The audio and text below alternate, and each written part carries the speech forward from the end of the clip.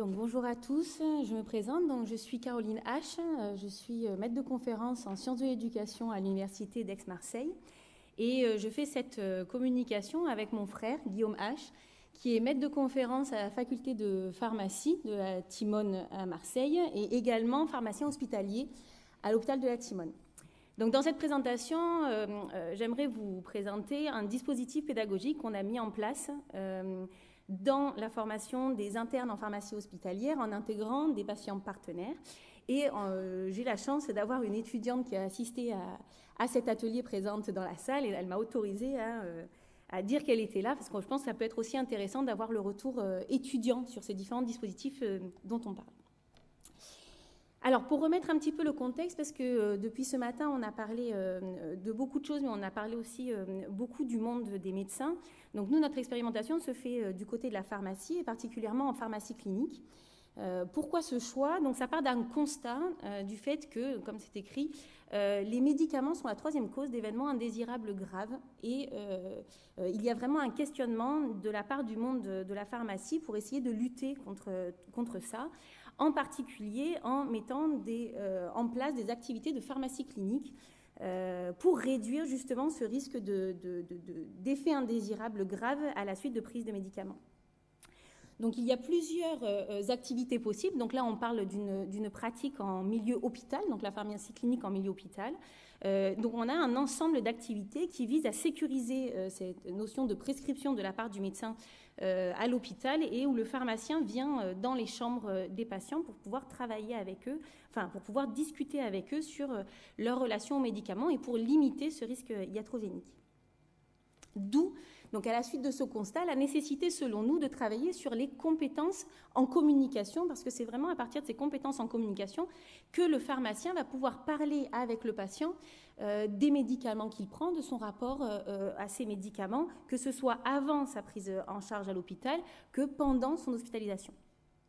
Donc ça, c'est le premier constat qui nous a amené à nous interroger, à nous centrer sur ces compétences de communication dans la formation des pharmaciens et plus spécifiquement des internes en pharmacie avec la spécificité pharmacie clinique.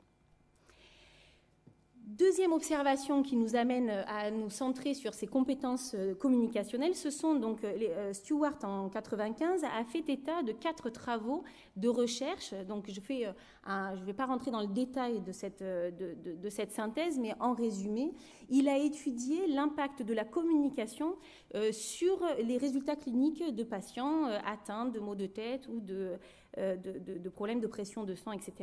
Et ce que ces différentes recherches montrent, c'est que quand il y a eu une communication plus importante du patient avec un professionnel de santé, eh bien, il y a eu une influence positive sur ces résultats cliniques. Donc, à nouveau, la communication du côté de la recherche a été pointée du doigt comme quelque chose qui pouvait améliorer la santé. Donc ça, c'est en ce qui concerne le contexte autour de la pharmacie clinique. Donc la deuxième partie de notre réflexion a été autour de l'implication active des patients dans la formation des pharmaciens. Alors, on le voit aujourd'hui, on est ravis en plus de pouvoir être là pour ce premier congrès sur ce partenariat avec les patients, que cette question du partenariat est de plus en plus abordée. Et on a des recherches, des travaux, donc je cite par exemple le travail de Towell en 2010 qui va faire l'état des lieux de la question sur ce sujet où il va étudier l'ensemble des travaux qui abordent la question de l'implication du patient et exactement comme Alexandre Berkes nous en parlait tout à l'heure, il va y avoir en fait toute une discussion autour du terme associé derrière le thème patient pour essayer de dire la place, le rôle qu'il va avoir dans ces différents travaux. Alors, j'utilise le modèle de Montréal. Alors, je sais qu'il n'y a pas que lui, mais ça fait partie de ceux que j'ai étudiés. Et particulièrement, donc, en reprenant cette schématisation, donc l'entrée enseignement, parce que nous, on va être vraiment là-dedans, et avec cette idée que le patient a une expertise qui est fondée sur leur expérience. Alors, je rebondirai aussi sur cette question de comment on transforme l'expérience en savoir expérientiel. Mais il y a une expérience multiple, selon nous, en tout cas, de sa maladie, mais également des déterminants sociaux de la maladie et de tout son quotidien avec les professionnels de santé. Et il a eu de nombreuses interactions sur le sujet. Mais aussi, et on le voit, ça a été aussi abordé, et en particulier dans la présentation qui m'a précédée, la notion de crédibilité de la source. Quand on discutait entre la différence de mettre des acteurs ou de mettre des patients dans ces formations. Donc cette idée de crédibilité de la source, il y a eu des travaux dans le champ théorique des représentations sociales, donc plutôt axé psychologie clinique, de Rousseau et Renard en 2003, qui expliquent que les représentations des personnes évoluent beaucoup plus facilement ou de façon beaucoup plus importante quand la source à l'origine du discours est caractérisée comme une source crédible. Et en effet, nous, dans le retour des étudiants que l'on a eu suite à la mise en place de notre dispositif, les patients étaient considérés comme des sources crédibles. Et donc, on peut imaginer que c'est ça aussi qui a été à l'origine de l'efficacité de ce dispositif. Alors, donc maintenant que j'ai un peu précisé le contexte, je vais vraiment rentrer dans le détail de ce dispositif pédagogique que l'on a mis en place donc à l'Université de Marseille en faculté de pharmacie. Donc, les étudiants sont des étudiants internes en pharmacie, ils sont en formation initiale et ils sont dans les hôpitaux de Marseille et des environs dans la spécialisation pharmacie clinique. L'objectif de la séance a été, en fait, sur un objectif assez sur du long terme, pas uniquement dans les 4 heures de la séance, d'améliorer la satisfaction des patients et des pharmaciens dans la prise, dans la gestion des soins et bien sûr améliorer les résultats de soins. Le but du jeu à la fin, c'est que le patient soit mieux soigné. Très spécifiquement, dans cette séance de 4 heures, il y avait 3 compétences que l'on visait à faire développer par les étudiants présents. La première, c'était de connaître la structure d'une entrevue praticien-patient, c'est-à-dire concrètement, un patient arrive à l'hôpital, il est pris en charge à l'hôpital et le pharmacien va rencontrer ce patient. Comment va se dérouler cette entrevue, cette première rencontre lors d'une prise en charge à l'hôpital ?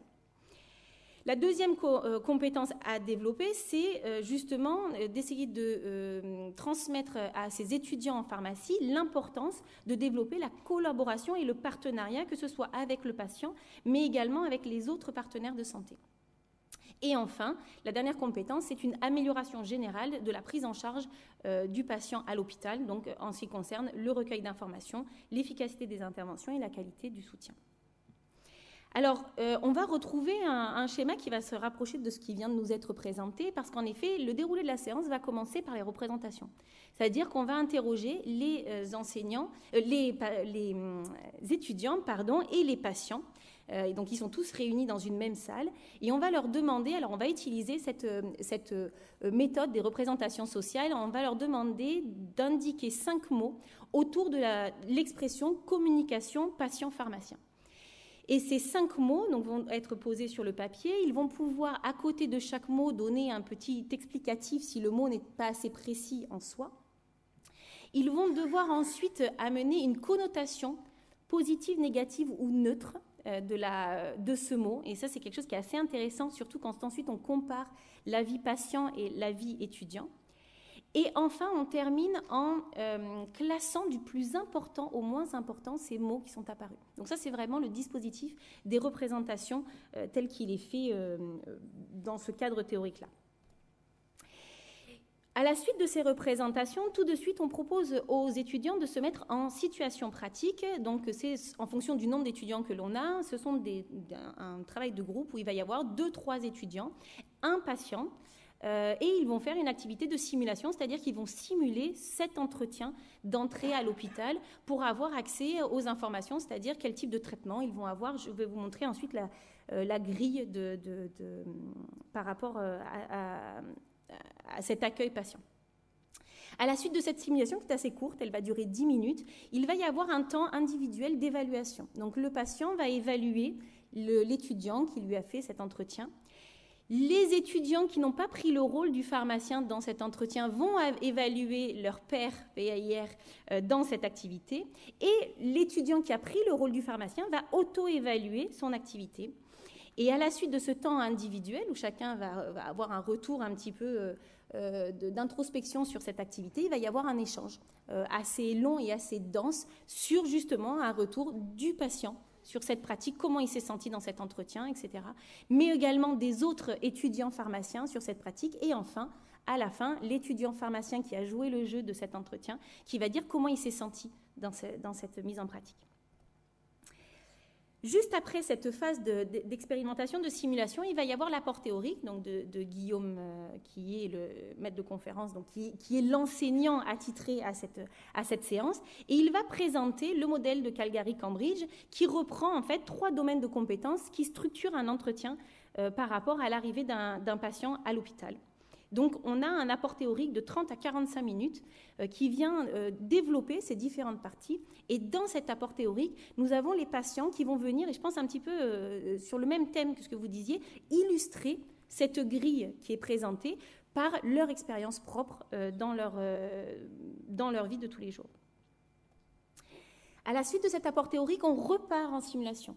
Donc, c'est-à-dire qu'on refait exactement la même activité qui a été faite en phase 1, sauf qu'on va changer, je vous montrerai un schéma juste après, on va juste changer les acteurs, mais on va avoir à nouveau cette entrée à l'hôpital et cet entretien, cette entrevue d'entrée à l'hôpital pour pouvoir connaître l'histoire médicamenteuse du patient. Suivi également de ce temps d'évaluation par les 3 parties et de ce temps d'échange pour pouvoir discuter de cette activité particulière. La séance, donc au bout de 4 heures, se termine avec un retour bilan sur la séance, c'est-à-dire que les étudiants et les patients vont pouvoir évaluer et dire ce qu'ils ont pensé de cette séance avec un découpage très simple, le j'ai aimé, parce que c'est assez important de pouvoir à un moment donné verbaliser ce qui a plu dans une séance, ce qu'ils ont appris, donc ça c'est vraiment d'un point de vue sciences de l'éducation pour une efficacité d'apprentissage, et ce qu'ils transféreraient dans le domaine professionnel, c'est-à-dire concrètement dans ce qu'ils ont pu vivre dans cette séance, qu'est-ce qu'ils pourraient réutiliser dans un contexte professionnel. Alors, c'est très rapide, ce n'est pas du tout pour pouvoir être exhaustif sur le sujet, mais voilà la grille d'évaluation que les étudiants pharmaciens avaient à remplir, soit pour leurs pairs qui passaient, soit pour eux-mêmes. Donc, reprendre les 3 grandes compétences du modèle de Calgary-Cambridge, et pour chacune des compétences, évaluer de 1 à 5 la prestation, entre guillemets. Voilà, donc à chaque fois, de façon très très précise, on a un ensemble de compétences avec des indicateurs, des critères et des indicateurs pour pouvoir évaluer un petit peu son activité. Je réexplique exactement la même chose, mais pour essayer de comprendre un peu l'organisation spatiale de la séance. Le dispositif pédagogique donc, fonctionne de cette façon. Je prends un exemple, on va dire, idéal pour nous, c'est-à-dire qu'on a 4 patients partenaires. Donc les patients, c'est la lettre P. On a les étudiants, la lettre E, avec l'étudiant qui va jouer le rôle de pharmacien, donc le EP, et les étudiants observateurs. Donc ça va durer 30 minutes avec les différentes phases de mise en pratique, d'évaluation et d'échange. Et on remarque, et c'est pas fait au hasard, qu'en fait les 2 enseignants, donc mon frère et moi-même, on est complètement extérieurs à la séance, c'est-à-dire que de façon assumée, on se met en extérieur. D'ailleurs, on pourrait même sortir de la salle. On ne le fait pas, mais ça ne changerait strictement rien. On est vraiment extérieur à l'activité. Il y a ce moment d'apport théorique. Et la deuxième partie, en fait, c'est un jeu de chaises musicales assez amusant, c'est-à-dire que pour que les étudiants n'écoutent pas 2 fois le discours des patients, en fait, les patients vont faire un espace de rotation dans le sens inverse des aiguilles d'une montre, et l'étudiant pharmacien qui a joué le rôle du pharmacien sur la première phase va lui faire un tour des aiguilles d'une montre, mais dans le bon sens, pour pouvoir changer de place. Et en fait, on se retrouve comme ça à mixer les groupes, ce qui fait qu'on s'enrichit dans la deuxième phase de tout ce qu'on a appris et écouté dans la première phase. Donc on voit que dans la deuxième phase, toutes les couleurs sont mélangées et quasiment présentes dans chacun des groupes. Et à nouveau, les enseignants sont sortis du dispositif, enfin, sont sortis physiquement de cet espace. Alors, ce rôle du patient, alors j'apprécie beaucoup ce qui va vous être demandé à la fin de la présentation, ce que nous a expliqué Luigi, c'est-à-dire mettre des croix sur cette place du patient dans le dispositif, parce que c'est quelque chose sur lequel on s'interroge et on n'a pas forcément encore statué. Donc, on utilise des expressions, mais on n'arrive pas encore à s'arrêter vraiment là-dessus. On a utilisé la notion de leadership partagé. Donc, il faut savoir que les patients qui interviennent dans ce dispositif pédagogique ont été certifiés par un CESU, donc ils ont tous obtenu un CESU, c'est d'ailleurs par là qu'ils ont été contactés. Et pour nous, dans ce dispositif, ils ont une gestion autonome des phases 2 et 4 qui sont les phases de mise en pratique. Là où on a schématiquement mis les enseignants à l'extérieur de la scène. Et dans les phases 1, donc de représentation, 3 lorsque on fait l'apport théorique et 5 dans le retour bilan, en fait ce sont pour nous des phases de co-animation car en fait les patients partenaires sont en permanence à pouvoir compléter cet apport théorique par rapport à leur expérience. Donc si on reprend le modèle de Montréal, uniquement la partie qui nous intéresse, c'est-à-dire la partie enseignement, je reviendrai un petit peu sur ce que disait Alexandre tout à l'heure, c'est-à-dire que finalement, j'ai l'impression, et j'attends votre retour là-dessus, qu'il n'y a pas un endroit particulièrement où les patients peuvent se situer, mais qu'en fait, ça va dépendre des moments de la séance. Et en fonction des moments de la séance, les patients vont plutôt intervenir d'un point de vue informationnel, donc ils vont pouvoir partager certaines informations, ou alors ils vont être vraiment dans la collaboration parce qu'ils vont réaliser certaines tâches avec les étudiants. Donc finalement, en fait, sur ce modèle, on positionnerait, nous en tout cas, les patients eh bien, à des moments différents en fonction des étapes. Mais j'ai hâte d'avoir votre retour là-dessus. Maintenant, le moment où on évalue ce dispositif, donc parce qu'en effet, on est parti sur ce dispositif parce qu'on avait l'opportunité de le faire et on a eu envie de savoir et on essaye de l'améliorer d'année en année. Alors, le côté très satisfaisant, c'est la satisfaction. Donc, j'aimerais bien avoir le retour sur ces étudiants qui ont fait une pétition pour faire sortir les patients partenaires. Parce que pour nous, pour l'instant, on ne l'a pas encore vécu, mais peut-être que ça va arriver. Et on a ces extraits, en fait, des étudiants pharmaciens sur pourquoi ils ont aimé, pourquoi ils sont satisfaits de la présence des patients partenaires dans cette séance. Et ce qu'on a trouvé particulièrement intéressant, ce qui revient aussi sur ce qui a déjà été dit, c'est le contact vrai, etc. Mais c'est aussi, c'est la troisième citation, le fait de pratiquer des entretiens sans pression ni honte. En fait, on s'est rendu compte que ces étudiants, quand ils étaient à l'hôpital, ils avaient déjà cette casquette de pharmacien. Et donc, ils ne se sentaient pas légitimes à un moment donné de demander aux patients, mais finalement, vous en pensez quoi de ma façon de rentrer dans la salle quand je tape, etc. Et là, en fait, on leur a donné la possibilité d'échanger avec des patients en dehors de toute pression institutionnelle. Et c'est ressorti dans leurs mots, alors que nous, on ne l'avait pas forcément verbalisé. On n'avait pas imaginé que ça pouvait avoir cet impact-là.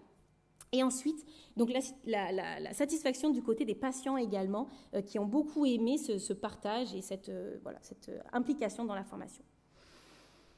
Maintenant, l'évaluation du dispositif par rapport à cette évaluation lors de la première séance et la deuxième séance. Donc, quand on compare les résultats donc, sur les différentes compétences, structure de l'entretien, construction de la relation et recueil des informations, ce qui peut être intéressant de regarder, c'est que pour les étudiants qui passent, donc qui font le rôle de patient, il n'y a aucun résultat significatif. Eux, ils ne voient pas de progrès. C'est-à-dire que l'étudiant qui passe en premier, s'auto-évalue à un certain score. L'étudiant qui passe en deuxième, c'est pareil.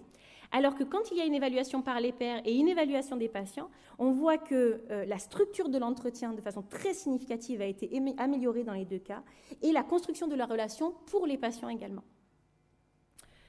Voilà, donc pour terminer, les perspectives, ce serait, et je pense que c'est un peu le cas quand on se lance dans ce type de projet, d'étendre le dispositif à d'autres niveaux. Donc on a mis en place un nouveau dispositif pour les 4e années d'étudiants en pharmacien en formation initiale, mais également à d'autres types de formations de professionnels de santé, parce qu'on pense que ça peut vraiment, ces compétences de communication sont essentielles.